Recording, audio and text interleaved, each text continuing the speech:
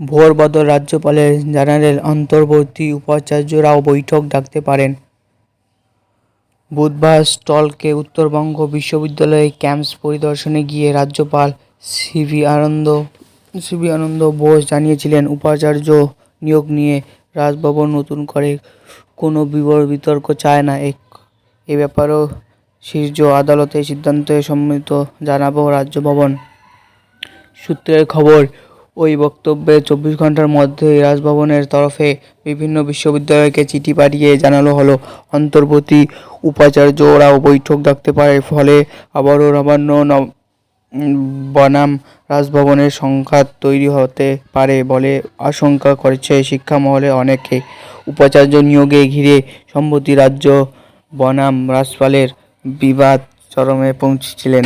বিষয়টি গড়ায় আদালত পর্যন্ত রাজ্যকে দপ্তরের বিশ্ববিদ্যালয়গুলিকে পরিষ্কারভাবে জানানো হলো, অস্থায়ী উপাচার্য কমিশন সমিতির বৈঠক ডাকতে পারবে না বলে। বিকাশ ভবনের ওই নির্দেশে জেরে কলকাতা বিশ্ববিদ্যালয়, যাদবপুর বিশ্ববিদ্যালয় অন্তর্বর্তী উপাচার্য একাধিক করা বৈঠক ডেকে শেষ পর্যন্ত তা বাতিল করতে বাধ্য হয়েছেন।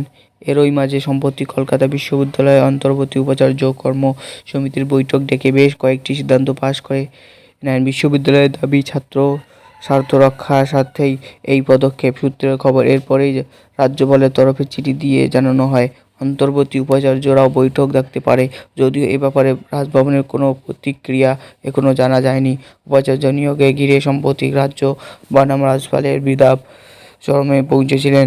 বিষয়টি গড়া আদালতে পর্যন্ত গত 1 ডিসেম্বর এ ব্যাপারে রাজ্য এবং রাজ্যপালের কড়া নির্দেশ দিয়েছে সুপ্রিম কোর্ট। দীর্ঘ আদালতের পক্ষ থেকে পরিষ্কার ভাষায় জানিয়ে দেয় হয়, উপাচার্য নিয়োগ সমাধান করতে হবে। রাজ্যপাল এবং মুখ্যমন্ত্রীকে এই ব্যাপারে দুপক্ষে দ্রুত বৈঠকে বসার নির্দেশ দিয়েছে সুপ্রিম কোর্ট।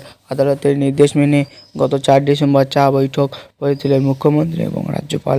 বৈঠক ভালো হয় বলে জানিয়েছেন মুখ্যমন্ত্রী।